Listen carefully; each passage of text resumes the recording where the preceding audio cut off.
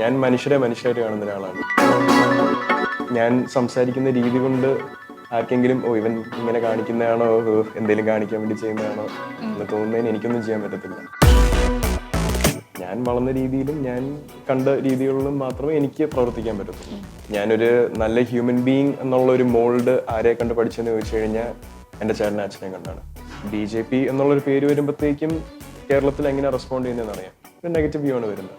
ഞാൻ അത്യാവശ്യം social media പേര് വഴക്കുണ്ടാക്കുകയൊക്കെ ചെയ്യാറുണ്ട്. പട്ടി വരയ്ക്കുമ്പോൾ നമ്മൾ കൂടെ വരയ്ക്കത്തില്ലല്ലോ. അവരത് പറഞ്ഞു എന്ന് വെച്ച് നമ്മുടെ പ്രവൃത്തിയോ നമ്മുടെ ജീവിത രീതിയോ മാറുന്നില്ല. നമ്മുടെ വിലയിരുത്തൽ നമ്മൾ സ്വയമേ ചെയ്യണം. എന്റെ ഇളയ മോൻ എന്റെ കഴുത്ത് വെട്ടിച്ച് ചാപ്പിടുന്നാണ് പറഞ്ഞത്. ശരിക്കും എങ്ങനെയാ അച്ഛന് ഒരു ഈ പറഞ്ഞ പോലെ സൂപ്പർ സ്റ്റാർ ആയിട്ടാണോ? എന്റെ പാരന്റ്സായിട്ട് കാണാൻ പറ്റത്തുള്ളൂ. ലേറ്റസ്റ്റ് ആയിട്ട് അച്ഛനെ അടിച്ചു മാറ്റി എന്താ? അച്ഛൻ്റെ ഒരു പെർഫ്യൂം ബോട്ടിലായിരുന്നു. മാധവ് നന്നായിട്ട് പാടും. ഞാൻ കുളിക്കുന്ന സമയത്ത് പാടാം. ടേക്ക് എടുത്ത് അരിപെറുക്കിയ സീനുകൾ ഈ സിനിമ ഇൻഡസ്ട്രിയിൽ സ്വാഭാവികമായ ഒരു കാര്യമാണ്. വാച്ച് ഇപ്പൊ ഇട്ടിരിക്കുന്ന എനിക്ക് അച്ഛൻ വാങ്ങിത്തന്ന വാച്ചാണ്. അച്ഛനെ അടിച്ചു മാറ്റിക്കൊണ്ടോ എന്ന് പറഞ്ഞ കണ്ണാടി 2 അച്ഛൻ എനിക്ക് തന്ന കണ്ണാടിയായിരുന്നു. പാകിസ്ഥാനിൽ ജനിച്ചു വളർന്ന UK സെറ്റിൽ ചെയ്ത എൻ്റെ ഒരു ഫ്രണ്ട്, എൻ്റെ അവിടുത്തെ ഏറ്റവും ക്ലോസസ്റ്റ് ഫ്രണ്ട്സിലുള്ള ഹൈദർ എന്ന പേര്. ഹൈദറിന്റെ വീട്ടിലായിരുന്നു നമ്മൾ ഒരു ഓണം സെലിബ്രേറ്റ് ചെയ്തത്. ഒരാള് രാജാവാണെന്ന് പറഞ്ഞ് അവിടെ ഇരുത്തി കഴിഞ്ഞാൽ നമുക്ക് ബോസസിനല്ല വേണം, നമുക്ക് ലീഡേഴ്സിനെ വേണം. അല്ലാതെ സിനിമ ഒരു മോഹമായിട്ട് ഞാൻ ഒരിക്കലും കൊണ്ടുവരണം.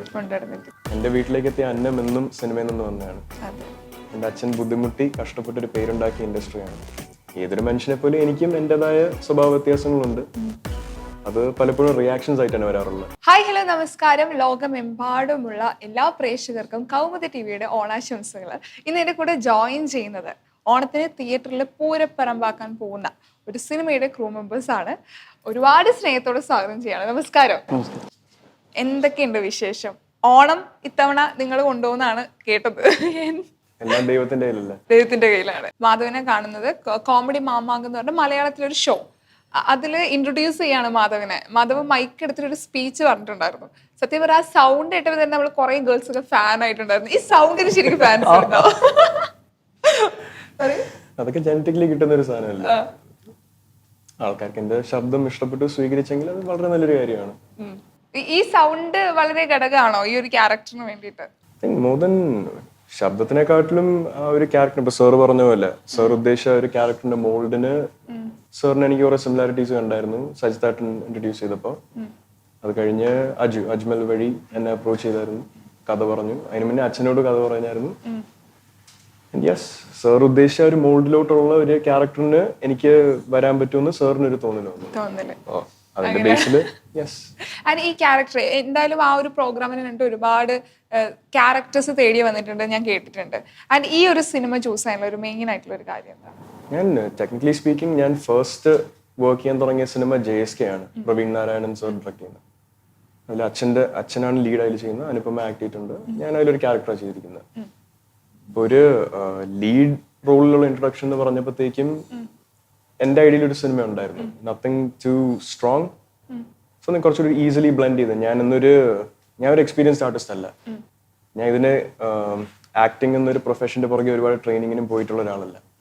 അപ്പൊ എനിക്ക് കുറേം കൂടെ റിലേറ്റബിൾ ആയ, കുറേം കൂടെ ആൾക്കാർ എന്നെ സ്വീകരിക്കാൻ സാധ്യതയുള്ള, കുറച്ചും കൂടി ഈസിയർ ആയ ഒരു മോൾഡിലോട്ട് വരുന്ന ഒരു റോള് വന്നപ്പോഴത്തേക്കും സാർ ഇങ്ങനെ ഒരു ഐഡിയ പ്രസന്റ് ചെയ്തു. അജു വന്നായിരുന്നു.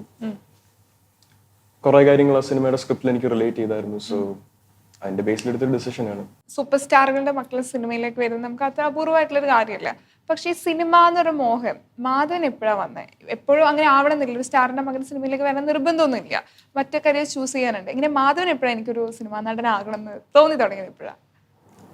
ഞാനൊരു കുറച്ചൊന്ന് ബാക്ക് ട്രാക്ക് ചെയ്യാണ്. 2014 ഒരു ഏഷ്യാനെറ്റ് ന്യൂസിന്റെ ഇന്റർവ്യൂല് ഞാൻ ഒരു ആഗ്രഹം പ്രകടിപ്പിച്ചായിരുന്നു. ഇന്ത്യൻ ഫുട്ബോൾ ടീമിന്റെ ഭാഗമായിട്ട് 2026 വേൾഡ് കപ്പിൽ കളിക്കണമെന്ന്. എനിക്കൊന്നും ഒരു 6 വയസ്സായപ്പോ തൊട്ട് എനിക്കൊരു ഫുട്ബോൾ പ്ലെയർ ആവണമെന്നായിരുന്നു താല്പര്യം. പല കാരണങ്ങൾ കൊണ്ട് സംഭവിച്ചില്ല. ഞാൻ UK എന്റെ പഠിത്തം കഴിഞ്ഞ് കോവിഡ് സമയത്ത് അവിടെ തിരിച്ചു വന്നു. ഒരു 2 years ഞാൻ വർക്ക് ഇല്ലാതെ, എന്റെ എഡ്യൂക്കേഷൻ കഴിഞ്ഞിട്ട് എന്റെ വർക്ക് ഇല്ലാതെ ഞാൻ ഇരിക്കുന്ന സമയത്തായിരുന്നു എനിക്ക് മൾട്ടിപ്പിൾ പ്രോജക്ട്സിന്റെ ഓഫേഴ്സ് വന്നായിരുന്നു. JSK was my first choice. ഞാൻ ആദ്യമായിട്ട് അക്സെപ്റ്റ് ചെയ്യുന്ന ഒരു പ്രോജക്റ്റ് JSK ആണ്. അതൊരു ആഗ്രഹമാണോ എന്ന് ചോദിച്ചാൽ ഒരിക്കലും അല്ലായിരുന്നു. ഞാൻ വളരെയധികം റെസ്പെക്ട് ചെയ്യുന്ന ഒരു പ്രൊഫഷനാണ്. എന്റെ വീട്ടിലേക്ക് എത്തിയ അന്നം എന്നും സിനിമയിൽ നിന്ന് വന്നതാണ്. എൻ്റെ അച്ഛൻ ബുദ്ധിമുട്ടി കഷ്ടപ്പെട്ടൊരു പേരുണ്ടാക്കിയ ഇൻഡസ്ട്രിയാണ്. അപ്പോൾ ആ ജോലിയോടുള്ള ഒരു ബഹുമാനവും ഓപ്പർച്യൂണിറ്റീസ് വരുന്നതും ബഹുമാനിച്ച് എനിക്ക് ഇഷ്ടപ്പെട്ട ഒരു പ്രോജക്റ്റ് ആക്സെപ്റ്റ് ചെയ്തായിരുന്നു. അത് JSK. അച്ഛനോട് പറഞ്ഞിട്ടുണ്ടായിരുന്നു അച്ഛൻ എനിക്കൊരു സിനിമാ നടനാവണം, അല്ലെങ്കിൽ ഒരു സ്ക്രിപ്റ്റ് വായിക്കും അച്ഛനോടും കൂടി ഡിസ്കസ് ചെയ്തിട്ടാണോ ചെയ്യുക, എങ്ങനെയാ? അച്ഛൻ ഞാൻ കേൾക്കുന്ന എല്ലാ സ്ക്രിപ്റ്റ്സിന്റെയും ഒരു ഓവർവ്യൂ, അല്ലെങ്കിൽ ഇപ്പോൾ വിൻസൻ സാറിന്റെ ഈ പ്രോജക്റ്റ് കുമ്മാട്ടിക്കളിയുടെ നോക്കുവാണെങ്കിൽ അച്ഛൻ ഡയറക്ടർ എന്ന് കേട്ട സ്ക്രിപ്റ്റ് ആയിരുന്നു. പക്ഷെ ബാക്കി എല്ലാ സ്ക്രിപ്റ്റ്സിന്റെയും ഇൻക്ലൂഡിങ് JSK അച്ഛൻ്റെ ഒരു ഐഡിയ കിട്ടിയിട്ടുണ്ടായിരുന്നു. JSKയിൽ എനിക്കൊരു നല്ല ഓപ്പണിംഗ് ആണ്, ആസ് എൻ ആർട്ടിസ്റ്റ് എനിക്കൊരു നല്ല ഓപ്പണിംഗ് ആണെന്ന് അച്ഛന് തോന്നി. എൻ്റെ ചേട്ടൻ കേട്ടായിരുന്നു. ഇവർ രണ്ടുപേരും എൻ്റെ കരിയർ, അതായത് സ്ക്രിപ്റ്റ് കേൾക്കുന്നതിലും ആ ഒരു ചോയ്സ് ഉണ്ടാക്കുന്നതിലും എനിക്ക് എന്നും നല്ല അഡ്വൈസ് തന്നിട്ടുണ്ട്. So Kummattikali was more of it went through അച്ഛൻ, ആൻഡ് അത് കഴിഞ്ഞ് അത് എന്നിലോട്ട് വന്നപ്പോഴത്തേക്കും ഞാൻ പറഞ്ഞല്ലോ എനിക്ക് റിലേറ്റ് ആയ ഒരു പ്രോജക്റ്റ് ആയിരുന്നു. പല രീതിയിൽ എനിക്ക് റിലേറ്റബിൾ ആയിരുന്നു. സോ അങ്ങനെ വന്നൊരു ചോയ്സ് ആയിരുന്നു. അല്ലാതെ സിനിമ ഒരു മോഹമായിട്ട് ഞാൻ ഒരിക്കലും കൊണ്ടുവരണം. ഞാൻ ബഹുമാനിക്കുന്ന ഒരു പ്രൊഫഷനാണ്.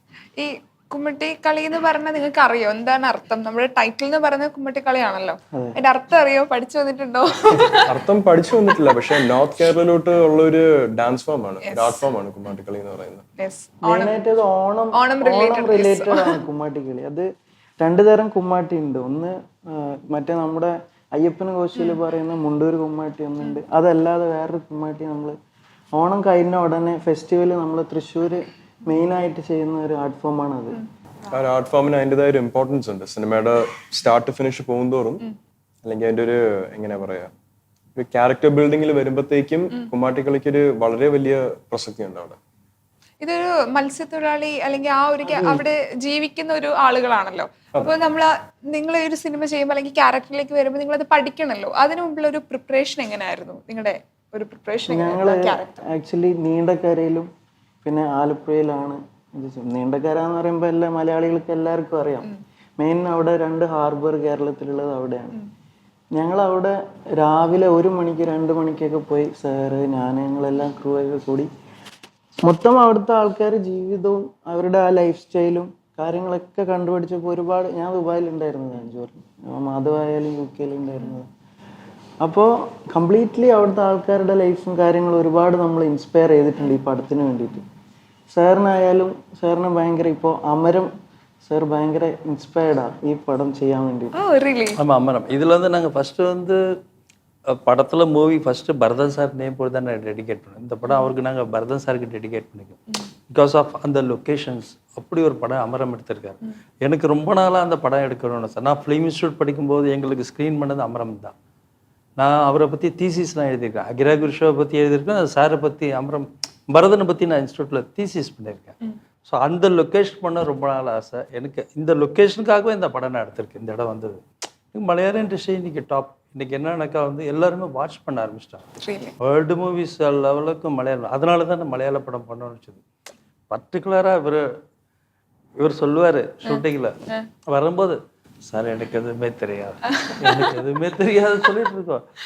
நீ வாணா நீங்கள் வந்து பண்ணிடு அப்படின்னு. ஆனால் அங்கே வந்தவனை எதுவுமே தெரியாமல் படத்தில் கூட பார்த்தீங்கன்னா ரொம்ப ஷட்டில் தான் பண்ணியிருப்பார். ஒரு சீக்வன்ஸ் வந்து எக்ஸ்ட்ரா. நான் சுரேஷ் கோபி சார்கிட்டே சொன்னேன், சார் ஒரு சீன் நீங்கள் வந்து பாருங்க அப்படின்னு. என்ன அப்படின்னு கேட்டார். ஒரு நல்ல ஒரு இந்த தினேஷோட ஒரு ஆக்ஷன் சீக்வன்ஸ் பண்ணிட்டு இருக்கும்போது ஒரு ஸ்மைல் கொடுத்துட்டு பார்ப்பாரு.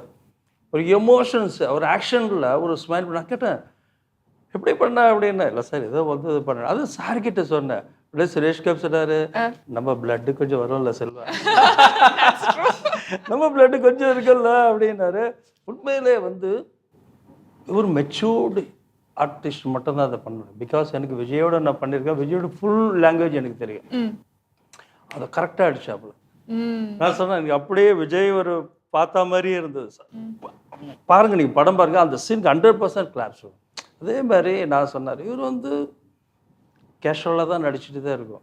ஆனால் கிளைமேக்ஸில் வந்து அமேசிங் எக்ஸ்ட்ராடனரியாக பண்ணியிருப்பாப்புல. Climax extraordinary. வாய்ஸு அங்கே தான். இவர் எல்லா இடத்துலையும் வாய்ஸ். நான் கேட்டேன் கொஞ்சம் பேசுங்க. இல்லை நான் பரவாயில்ல சார் அப்படின்னு சொல்லிட்டு தான் இருக்கு. கிளைமேக்ஸில் வந்து கண்டிப்பாக தேட்டரில் எல்லாம் கிளாப்ஸ் விடும் அந்த டைலாக்ஸ். அப்படி ஒரு டைலாக்ஸ் பண்ணியிருப்பார். ஒன்றும் இல்லை, ஒரு 4-5 டைலாக்ஸாக இருக்கும். அதை வந்து அந்த வாய்ஸில் எமோஷனில் வந்து உண்மையை சுரேஷ் கோபி சார் பண்ணிட்டாரு. ഇപ്പൊ സാറ് പറഞ്ഞൊരു മെച്ചുവേർഡ് ആക്ടർ ആയിട്ട് നമുക്ക് പലപ്പോഴും തോന്നാറുണ്ട്. ഇപ്പം മാധവനോട് സംസാരിക്കുമ്പോൾ അതിന്റെ മറുപടിയൊക്കെ ഭയങ്കരമായിട്ട് കുറച്ചുകൂടി മെച്ചുവേർഡ് ആയിട്ട് സംസാരിക്കുന്ന പോലെയാണ്. ചില ആളുകൾക്ക് അത് ചിലപ്പം നമ്മുടെ പ്രായത്തിൽ കൂടുതൽ സംസാരിക്കുമ്പോൾ ഈ പറയണ കേൾക്കുന്ന ആൾക്കാർക്ക് ദഹിക്കണം എന്നില്ല. നമ്മുടെ ഒരു ക്യാരക്ടറാണ്, നമുക്ക് അടുത്തറിയുന്നവർക്ക് മാത്രമേ ചിലപ്പോൾ അത് ഉൾക്കൊള്ളാനും ശീലമാണ് നമുക്ക് മനസ്സിലാവും. അപ്പൊ അതുകൊണ്ട് പണ്ട് തന്നെ ബൈറ്റ് കൊടുക്കുമ്പോഴോ അല്ലെങ്കിൽ മാധവൻ എന്തെങ്കിലും സംസാരിക്കുമ്പോഴോ ആളുകൾ ഭയങ്കരമായിട്ട് ജഡ്ജ് ചെയ്യാറുണ്ട്. അതിനെ എങ്ങനെയാ മാധവന്റെ ഒരു റെസ്പോൺസ്, റിപ്ലൈ ഒക്കെ? ഞാൻ എൻ്റെ അച്ഛൻ്റെ കരിയറിൽ ഒരു മിഡ് സ്റ്റേജ് അത് തൊട്ട് ഞാൻ അച്ഛൻ എങ്ങനെയാണ് മീഡിയ ഇന്ററാക്ഷൻസ് ചെയ്യുന്നത്, അച്ഛൻ എങ്ങനെയാണ് ആക്ട് ചെയ്യുന്നത്, രണ്ട് കരിയർ ആൻഡ് മീഡിയ ഇന്ററാക്ഷൻ ഞാൻ പറയുകയാണ്. അതിന് മേലെ ഞാൻ എൻ്റെ ചേട്ടൻ കരിയർ തുടങ്ങിയപ്പോൾ തൊട്ട് ഞാൻ ഒബ്സർവ് ചെയ്യുന്നതും ആളെ ഒരു ഐഡലിനെ പോലെ വെച്ച് ഞാൻ കണ്ട് കുറേ കാര്യങ്ങൾ പഠിക്കുന്നതാണ്. അപ്പം എനിക്ക് ഒരു ന്യൂ കമ്മർ ആയിട്ടും മീഡിയനെ ഫേസ് ചെയ്യുന്നതിലും ക്യാമറയുടെ മുന്നിൽ വരുന്നതാണെങ്കിലും ഒരു പ്രിവിലേജ് എന്ന് പറയാം. എനിക്ക് അതിനുള്ള ഒരു പ്രീവിയസ് കണ്ടുള്ള എക്സ്പീരിയൻസോ കേട്ടുള്ള എക്സ്പീരിയൻസോ എനിക്കുണ്ട്. സോ അത് നാച്ചുറലി അതിൻ്റെ ഒരു ചെറിയൊരു ഇമ്പാക്ട് പോസിറ്റീവായിട്ട് അതിന് വന്നേക്കാം. പിന്നെ ഞാൻ സംസാരിക്കുന്ന രീതി കൊണ്ട് ആർക്കെങ്കിലും ഇവൻ ഇങ്ങനെ കാണിക്കുന്നതാണോ, എന്തെങ്കിലും കാണിക്കാൻ വേണ്ടി ചെയ്യുന്നതാണോ എന്ന് തോന്നുന്നതിന് എനിക്കൊന്നും ചെയ്യാൻ പറ്റത്തില്ല. അത് അവരുടേതായ പെർസ്പെക്റ്റീവ് ആണ്. ഞാൻ വളർന്ന രീതിയിലും ഞാൻ കണ്ട രീതികളിലും മാത്രമേ എനിക്ക് പ്രവർത്തിക്കാൻ പറ്റത്തുള്ളൂ. അതിന് വേറൊരാൾക്കൊരു എതിരഭിപ്രായം ഉണ്ടെങ്കിൽ അതെന്നെ ബാധിക്കുന്നില്ല. ഇപ്പൊ ഗോകുലായിട്ട് ഒരു ഇന്റർവ്യൂല് പറഞ്ഞിട്ടുണ്ടായിരുന്നു, അത് അച്ഛനെ ഞാനൊരു അച്ഛനായിട്ടല്ല കണ്ട ഒരു ശരിക്കും ഒരു സൂപ്പർ സ്റ്റാർ, ഒരു ഫാൻ എങ്ങനെയാണോ കാണുക, ഫാൻ എങ്ങനെയാണോ സംസാരിക്കുക, അതുപോലെയാണ്. അപ്പൊ സുരേഷ് ആ ഇന്റർവ്യൂ തന്നെ പറഞ്ഞിട്ടുണ്ട്, എന്റെ ഇളയ മോൻ എന്റെ കഴുത്ത് വെട്ടിച്ച് ഷാപ്പിടുന്നാണ് പറഞ്ഞത്. ശരിക്കും എങ്ങനെയാ അച്ഛന് ഒരു ഈ പറഞ്ഞ പോലെ സൂപ്പർ സ്റ്റാർ ആയിട്ടാണോ ചേട്ടൻ കാണുന്ന പോലെയാണോ കാണാതോ അച്ഛൻ ചേട്ടൻ പറഞ്ഞ തലയിൽ കയറുന്ന പോലെയാണോ? അതിനുത്തരം പറയുന്നതിന് ചെറിയൊരു കാര്യം ആഡ് ചെയ്യാനുണ്ട്. ഇപ്പൊ അജു പറഞ്ഞ പോലെ ഡൗൺ ടു എർത്ത് ആൻഡ് ഞാൻ മനുഷ്യരായിട്ട് കാണുന്ന ഒരാളാണ്. എല്ലാവരും കഴിക്കുന്ന അതേ അന്നമാണ്, എല്ലാവരും ശ്വസിക്കുന്ന അതേ വായുവാണ്. സോ അതിൽ ഞാനോ വേറെ ആരും തമ്മിലൊരു വ്യത്യാസമില്ല. ആൻഡ് നേരത്തെ പറഞ്ഞ വെച്ചാൽ എന്റെ ചേട്ടൻ എന്നെക്കാളും പാവമായ ഒരാളാണ്. ഞാനൊരു നല്ല ഹ്യൂമൻ ബീങ് എന്നുള്ള ഒരു മോൾഡ് ആരെ കണ്ട് പഠിച്ചെന്ന് ചോദിച്ചു കഴിഞ്ഞാൽ എന്റെ ചേട്ടനെ അച്ഛനെ കണ്ടാണ്. സോ അത് എനിക്കൊന്ന് ക്ലിയർ ആയിട്ട് ഇവിടെ പറയണമായിരുന്നു. ആ രണ്ടുപേരും മതി. ആൻഡ് നേരത്തെ ചോദിച്ച ചോദ്യം, എനിക്ക് എൻ്റെ പേരൻസിനെ എൻ്റെ പേരൻസായിട്ടേ കാണാൻ പറ്റത്തുള്ളൂ. അത് സൂപ്പർ സ്റ്റാർസ് ആണെങ്കിലും അവരെന്ത് ജോലി ചെയ്യുന്ന ആളാണെങ്കിലും എനിക്ക് എൻ്റെ വീട്ടിൽ വരുമ്പോഴത്തേക്കും എൻ്റെ അച്ഛനും അമ്മയാണ് അവര്. ചേട്ടൻ കൂടുതലും ഒരു ഒരു സൂപ്പർ സ്റ്റാർ മോൾഡിലാണ് അച്ഛനെ വീട്ടിലും കാണുന്നത്. എനിക്ക് മാനസികമായിട്ട് അതിന് പറ്റത്തില്ല. എനിക്ക് എൻ്റെ അച്ഛനായിട്ട് എൻ്റെ ഒരു ഫാദേഴ്സ് ആൻഡ് റിലേഷൻഷിപ്പ് എനിക്ക് വേണം, അമ്മയായിട്ട് ഒരു മദേഴ്സ് ആൻഡ് റിലേഷൻഷിപ്പ് എനിക്ക് വേണം. സോ അതിനായിട്ടുള്ള ആക്ഷൻസ് എൻ്റെ സൈഡിൽ നിന്ന് വരാറുള്ളൂ. എനിക്കല്ലാതെ അവരുടെ പ്രൊഫഷൻ വെച്ചോ അല്ലെങ്കിൽ അവരുടെ ആക്ടിവിറ്റീസ് വെച്ചോ എനിക്ക് അവരെ അസോസിയേറ്റ് ചെയ്യാൻ പറ്റത്തില്ല. എനിക്ക് എൻ്റെ അച്ഛൻ, എൻ്റെ അമ്മ, പ്യൂർ ആൻഡ് സിമ്പിൾ. ലേറ്റസ്റ്റ് ആയിട്ട് അച്ഛനെ അടിച്ചു മാറ്റി എന്താ കുറേ കാര്യങ്ങൾ അടിച്ചു മാറ്റി കൊണ്ടുപോകാറുണ്ട്. അടിച്ചു മാറ്റിയത് അച്ഛൻ്റെ ഒരു പെർഫ്യൂം ബോട്ടിലായിരുന്നു. വാച്ചൊക്കെ ഇപ്പോഴും സൂക്ഷിച്ചു വെച്ചിട്ടുണ്ടോ?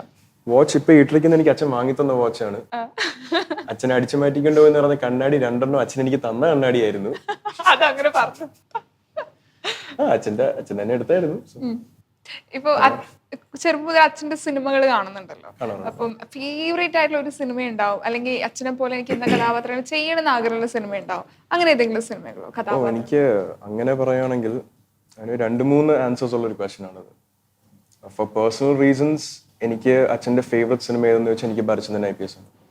So very personal reasons. And അതുപോലൊരു ക്യാരക്ടർ ചെയ്താൽ കൊള്ളാമെന്ന് തോന്നിയത് വളരെ സിമിലർ ആയ ക്യാരക്ടേഴ്സ് 2 സിനിമ. ഒന്ന് ഓബിയസ്ലി ലേലം, ആനക്കാട്ടിൽ ചാക്കോച്ചി, വാഴുന്നൂർ. എല്ലാം അത്തരത്തിൽ അങ്ങനത്തെ ക്യാരക്ടർ ചെയ്യണമെന്ന് ആഗ്രഹമുണ്ടോ? ഈ ഒരു പ്രായത്തില് എനിക്ക് അത് ചെയ്യാനുള്ള പക്വതയോ രൂപമോ ഉണ്ടെന്ന് എനിക്ക് തോന്നുന്നില്ല. പക്ഷെ ഒരു 10-15 വർഷം കഴിയുമ്പോഴത്തേക്കും ആ ഒരു പ്രതീകത്തിലോട്ട് ഞാൻ വരുവാണെങ്കിൽ തീർച്ചയായിട്ടും അങ്ങനെ ഒരു ഡയറക്ടറിന് അതേപോലെ ഒരു ക്യാരക്ടറിനും ആ സമയത്ത് സിനിമയ്ക്ക് അതേപോലെ ഒരു ക്യാരക്ടർ റിക്വയർഡ് ആണെങ്കിൽ അതിനെന്നെ കൺസിഡർ ചെയ്താൽ കൊള്ളാവുന്നുണ്ട്. എനിക്ക് ആഗ്രഹമുണ്ട്. അതെ, ഇപ്പൊ നമ്മൾ കാണുന്ന ഇപ്പൊ സംസാരിക്കുന്ന മാധവ് അല്ലാണ്ട് ഭയങ്കര ഒരു ഫ്രണ്ട്സ് ആയിട്ടുള്ള നമ്മളിതുവരെ കാണാത്ത ഇപ്പൊ ക്യാമറ മുന്നിൽ വരാത്ത മാധവിനെ നിങ്ങൾക്ക് അറിയാം? അറിയാം, പക്ഷെ ഇതുപോലെ തന്നെ ഏകദേശം. പക്ഷെ എന്താ പറയാ, എന്ത് കാര്യം പറഞ്ഞാലും എടാ ഞാൻ ചെയ്തു കേട്ടോ, ആ സപ്പോർട്ട് ഭയങ്കര ഇതാണ്. ശരിക്കും ഇതല്ലാതെ വേറെ മാധവ് ഞങ്ങൾക്ക് അറിയാത്ത മാധവ് ഉണ്ടോ? എല്ലാവർക്കും അവരുടേതായ ഒരു അവരുടെ സൈഡ്സ് ഇല്ലേ, ഓരോ പെർസ്പെക്ടീവ് നോക്കുമ്പോൾ അവർക്ക് ഓരോ ക്യാരക്ടേഴ്സ് ഇല്ലേ. ഏതൊരു മനുഷ്യനെ പോലും എനിക്കും എൻ്റെതായ സ്വഭാവ വ്യത്യാസങ്ങളുണ്ട്. അത് പലപ്പോഴും റിയാക്ഷൻസ് ആയിട്ടാണ് വരാറുള്ളത്. ഞാൻ വരുന്ന ഒരു സിറ്റുവേഷൻ എങ്ങനെ റിയാക്ട് ചെയ്യോ അതനുസരിച്ച് എന്റെ ക്യാരക്ടർ മാറേണ്ടി വരും. അല്ലാതെ ഞാൻ പറഞ്ഞ പോലെ മനുഷ്യബന്ധമാണിത്, വേറെ ഒന്നും അതിൻ്റെ ഇടയ്ക്ക് വരുന്നില്ല. ഒരു മനുഷ്യനെ അപ്പുറത്തോട്ട് മര്യാദയ്ക്ക് ട്രീറ്റ് ചെയ്യാൻ കഴിയുമോ എന്നുള്ളതാണ് വേറൊരു മനുഷ്യന്റെ ഏറ്റവും വലിയ ക്വാളിറ്റി ഞാൻ മനസ്സിലാക്കുന്നത്. ഇപ്പൊ പുറത്തൊക്കെ പോയിട്ട് പഠിച്ച ഒരാളാ, സംസാരിക്കുമ്പോ തന്നെ ഭയങ്കര കടുകട്ടി മലയാളമാണ് പറയണത്.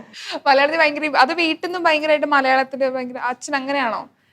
അങ്ങനെ ഒരു കാര്യത്തിലും നിർബന്ധിച്ചിട്ടില്ല, കണ്ടു പഠിക്കുന്നതാണ്. ഇപ്പൊ വീട്ടിൽ എനിക്ക് ഈ ഒരു ഇന്റർവ്യൂ കൂടെ പാരന്റ്സിനോട് പറയാനുണ്ടെങ്കിൽ പിള്ളേര് കണ്ടാണ് പഠിക്കുന്നത്. സോ അവർക്ക് എക്സാമ്പിൾ എങ്ങനെ സെറ്റ് ചെയ്യോ അതേപോലെ അവരുടെ ക്യാരക്ടർ മുന്നോട്ട് പോകും. എല്ലാ കാര്യത്തിലും അല്ല, I'm talking about 80% of things. Formative ഇയേഴ്സിൽ കാണുന്നതും ഒരാളുടെ കോർ വാല്യൂസ് എന്താന്ന് വെച്ചാൽ വീട്ടിൽ കാണുന്ന കാര്യങ്ങളാണ്. അതേപോലെ എൻ്റെ അച്ഛനായാലും അമ്മയായാലും മലയാള ഭാഷയോട് ഒരുപാട് സ്നേഹമുള്ളവരാണ്. അത് തീർച്ചയായിട്ടും പഠിത്തത്തിലാണെങ്കിലും വീട്ടിൽ സംസാരിക്കുന്നതിലാണെങ്കിലും വന്നിട്ടുണ്ട്. പഠിച്ച സ്കൂൾസിൽ നിന്നും അതിന്റെ ക്വാളിറ്റി കാരണം ഇംഗ്ലീഷ് ലാംഗ്വേജിലും അത്യാവശ്യം കുഴപ്പമില്ലാത്തൊരു ഹോൾഡ് ഉണ്ട്. സോ ഇപ്പൊ സുരേഷ് ചേട്ടന് പൊതുവെ നമ്മുടെ വീട്ടിലാര് ഇപ്പൊ നമ്മൾ ഇന്റർവ്യൂ ചെയ്താൽ നമ്മുടെ അച്ഛൻ ആ ഒരു ഫീല് നമുക്ക് വരും, നമ്മുടെ സ്വന്തം നമുക്ക് ഫീല് വരും.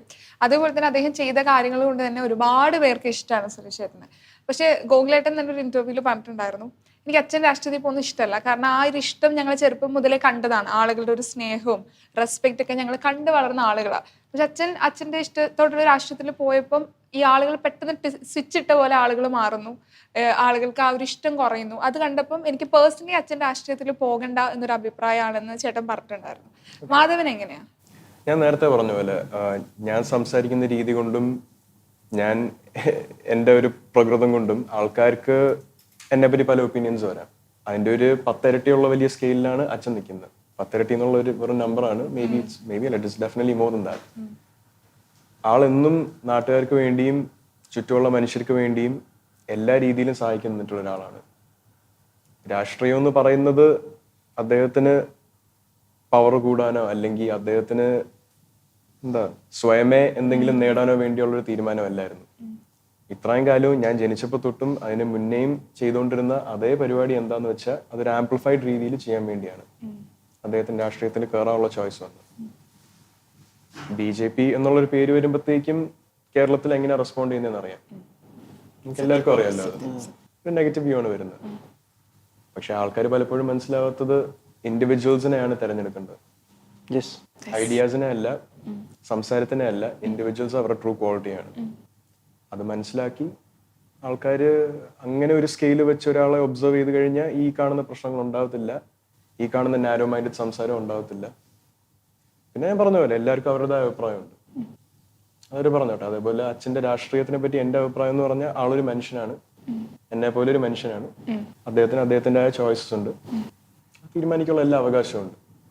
ഒരു സൂപ്പർ സ്റ്റാറിന്റെ മകനാകുമ്പോൾ ഇപ്പം അല്ലെങ്കിൽ ഒരു മകളാവുന്ന സമയത്ത് നമ്മുടെ ഒരു പ്രൈവസി, നമ്മൾ എന്ത് ചെയ്യൽ ആളുകൾ അത് ഏറ്റെടുക്കുന്നു, ഈ പറഞ്ഞ സൈബർ ആക്രമണത്തിന് ഇരയാവുന്നു. അത്തരം സിറ്റുവേഷനിലൂടെ നിങ്ങളുടെ ഫാമിലിയും കടന്നു പോയിട്ടുണ്ട് ഓരോ വ്യക്തികളും. അപ്പം എങ്ങനെയാ ഇപ്പൊ അത് ഗോൾ ചേട്ടൻ റെസ്പോണ്ട് ചെയ്തിട്ടുണ്ട്, എങ്ങനെയാ മാധവന്റെ കണ്ണിൽ ഇത്രയും ഒരു മെച്ചുവേർഡ് ആയിട്ട് സംസാരിക്കുന്ന ഒരാളോട് ചോദിക്കുക എങ്ങനെയാ അതിനെ കാണുന്നതും റെസ്പോണ്ട് ചെയ്യുന്നതും? ഞാൻ കുറച്ചുകൂടി ചെറുപ്പമായിരുന്നപ്പോഴത്തേക്കും ഞാൻ അത്യാവശ്യം സോഷ്യൽ മീഡിയ പേര് വഴക്കുണ്ടാക്കുകയൊക്കെ ചെയ്യാറുണ്ട്. ഞാൻ ഈ പറഞ്ഞ പോലെ വലിയ കാര്യമില്ല. ഇപ്പോ ഒന്നും തോന്നരുത്, പട്ടി വരയ്ക്കുമ്പോൾ നമ്മൾ കൂടെ വരയ്ക്കത്തില്ലല്ലോ. അപ്പോ ആൾക്കാർക്ക് അവരുടെ അഭിപ്രായമുണ്ട്, അവരത് പറഞ്ഞോട്ടെ. അവരത് പറഞ്ഞു എന്ന് വെച്ച് നമ്മുടെ പ്രവൃത്തിയോ നമ്മുടെ ജീവിത രീതിയോ മാറുന്നില്ല. നമ്മൾ എങ്ങനെ ജീവിക്കുന്നു, നമ്മൾ എങ്ങനെ പ്രവർത്തിക്കുന്നു, നമ്മൾ ഒരാളെ എങ്ങനെ ട്രീറ്റ് ചെയ്യുന്നു, അതിന് മാത്രമേ ഉള്ളൂ നമ്മുടെ വിലയിരുത്തൽ നമ്മൾ സ്വയമേ ചെയ്യേണ്ടത്. അല്ലെങ്കിൽ കുറച്ച് ബോധമുള്ള ആൾക്കാരുണ്ടെങ്കിൽ അവരത് നോക്കി തീരുമാനിക്കും, അല്ലാത്തവർ ഇങ്ങനെയൊന്ന് പറഞ്ഞുകൊണ്ടിരിക്കും. ഇന്റർവ്യൂ ചെയ്യുമ്പോൾ മാധവന് കുറച്ചും കൂടി ഫാൻസ് കൂടാൻ ചാൻസ് ഉണ്ട്. സത്യമായിട്ട് പറയുന്നു. ഇത് മാധവന് ആർക്കും അങ്ങനെ കൂടുതൽ മാധവനെ അറിയാം, പക്ഷെ എന്താണ് ക്യാരക്ടർ, എന്താണ് സ്വഭാവം എന്ന് എനിക്ക് തോന്നുന്നത് ഈ ഒരു പടത്തിനോട് കൂടി ഇതിനുകൂടി എല്ലാവർക്കും മനസ്സിലാവുന്നുള്ളതാണ് എനിക്ക്. ഈ മാധവന്റെ ഏത് വീഡിയോയുടെ താഴെ ഒരു കമന്റ് വരും, ഇത് മലയാള സിനിമയിലെടുത്ത സൂപ്പർ സ്റ്റാർ അല്ലെങ്കിൽ മലയാള സിനിമയിലെ ഭരിക്കാൻ പോകുന്ന മാധവമാണ്. കണ്ടിട്ടുണ്ടാവും അത്ര കമന്റ്സുകൾ?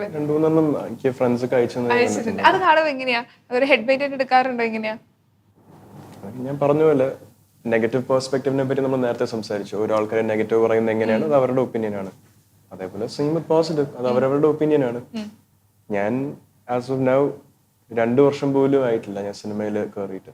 ഞാൻ 2 പ്രോജക്റ്റേ കംപ്ലീറ്റ് ചെയ്തിട്ടുള്ളൂ. അതേപോലെ ഒരു ജഡ്ജ്മെന്റ് എന്നെ പറ്റി ഉണ്ടാക്കാനായിട്ട് ആയിട്ടില്ല. എന്റെ വർക്കും പുറത്ത് വന്നിട്ടില്ല. So I'll be very realistic with that. കുറെ പഠിക്കാനുണ്ട്, കുറെ അറിയാനുണ്ട് ഇനിയും സിനിമയെ പറ്റി. ചെയ്ത് ദൈവകൃപ കൊണ്ട് അതുവരെ എത്തുവാണെങ്കിൽ അന്ന് ഈ പറഞ്ഞ ആൾക്കാരോട് ഞാൻ നന്ദി പറയും. നന്ദി പറയോ.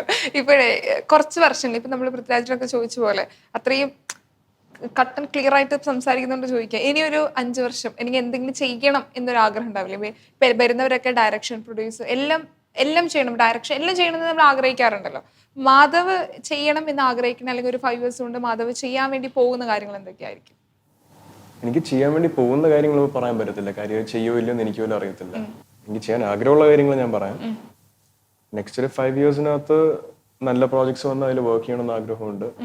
ഒരു ആക്ടർ എന്നുള്ള നിലയിൽ എന്നെ തന്നെ സാറ്റിസ്ഫൈ ചെയ്യുന്ന ചില ടൈപ്സ് ഓഫ് റോൾസ് ഉണ്ട്, ടൈപ്സ് ഓഫ് മൂവീസ് ഉണ്ട്, പ്രോജക്ട്സ് ഡിഫറെന്റ് സ്റ്റൈൽ ഓഫ്. ഇപ്പൊ കുമ്മാട്ടിക്കളി ഒരു സ്റ്റൈലുള്ള പ്രോജക്റ്റ് ആണ്, JSK വേറെ സ്റ്റൈലുള്ള പ്രോജക്റ്റ് ആണ്. അതേപോലെ മാക്സിമം ഏരിയാസ് എനിക്ക് കവർ ചെയ്യണം സിനിമയിൽ. പല ടൈപ്പ് പ്രോജക്ട്സിൽ വർക്ക് ചെയ്യണം, പല ടൈപ്പ് ഡയറക്ടേഴ്സിന്റെ കൂടെ വർക്ക് ചെയ്യണം, പല ടൈപ്പ് ആർട്ടിസ്റ്റിന്റെ കൂടെ വർക്ക് ചെയ്യണം, വേറെ വേറെ സ്റ്റൈലിലുള്ള ക്യാരക്ടേഴ്സ് വർക്ക് ചെയ്യണം. എൻ്റെ തന്നെ എക്സ്പീരിയൻസ് ബിൽഡ് ചെയ്യുക എന്നുള്ളതാണ് എനിക്ക് ഏറ്റവും വലിയ ആവശ്യമാണ്. അതിന്റെ കൂടെ തന്നെ ഫ്യൂച്ചറിൽ 5 വർഷം എന്ന് പറയുന്നില്ല, സം പോയിന്റ് ഇപ്പൊ രാജോട്ടൻ ചെയ്യുന്ന പോലെ ആണെങ്കിലും, ശാലുവൊക്കെ ചെയ്യുന്ന പോലെ ആണെങ്കിലും, ഷാനുവൊക്കെ ചെയ്യുന്ന പോലെ ആണെങ്കിലും എനിക്ക് പ്രൊഡക്ഷനിലോട്ട് വെഞ്ചർ ചെയ്ത കൊള്ളാവുന്നുണ്ട്. I believe in cinema happening a certain way. എന്റെ വിഷൻ ഇംപ്ലിമെന്റ് ചെയ്യാനായിട്ട് എനിക്ക് പറ്റുമില്ല എന്ന് അറിയത്തില്ല, പരമാവധി ശ്രമിക്കും. അച്ഛന് നന്നായിട്ട് പാടും, അമ്മയും നന്നായിട്ട് പാടും, മാധവ് നന്നായിട്ട് പാടുമോ? ഞാൻ കുളിക്കുന്ന സമയത്ത് പാടാം. അതുകൊണ്ട് ഇപ്പൊ പാടാൻ പറ്റില്ല.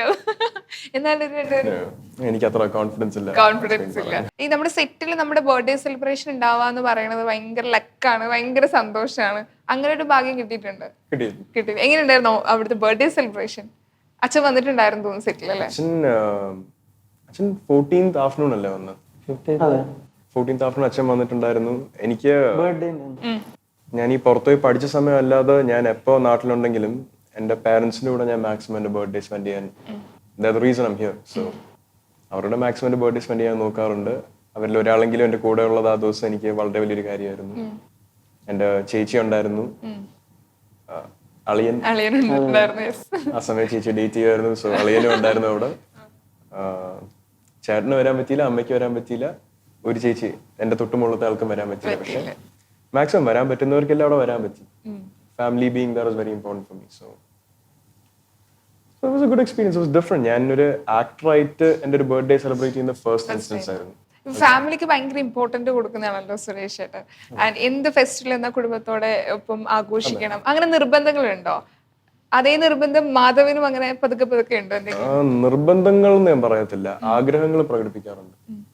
ആ ആഗ്രഹങ്ങൾ കഴിയുന്നത്രയും നിറവേറ്റുക എന്നുള്ളതാണ് മക്കളായ നമ്മുടെ ആയാലും കുടുംബമായ നമ്മുടെ ആണെങ്കിലും കടമ. അതാണ്. അത് കഴിയുമ്പോഴൊക്കെ ചെയ്യാറുണ്ട്.